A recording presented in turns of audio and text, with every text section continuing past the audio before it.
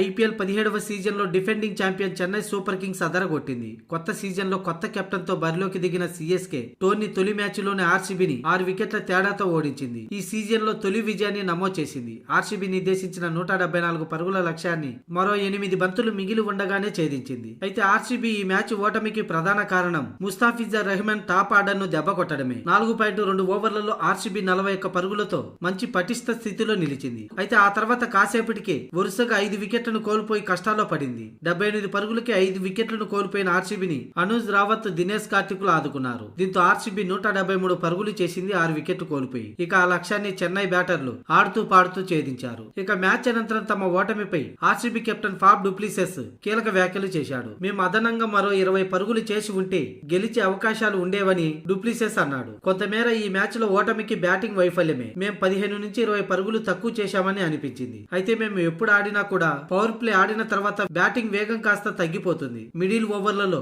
Batting వైఫల్యమే మాకు ఈ ఓటమికి ప్రధాన కారణం. అదే చెన్నై జట్టులో మిడిల్ ఓవర్లలో అద్భుతంగా ఆడారు ఆ జట్టు బ్యాటర్లు. అందుకే వాళ్ళు గెలిచేందుకు అర్హులయ్యారు అని ఫాఫ్ డు ప్లెసిస్ పేర్కొన్నాడు. అలాగే దినేష్ కార్తిక్, అనుజ్ రావత్ అద్భుతంగా ఆడారు. వారిద్దరు ఫామ్ లో ఉండడం రాబోయే మ్యాచ్ లో మాకు కలిసి వచ్చే అంశమని డు ప్లెసిస్ పేర్కొన్నాడు.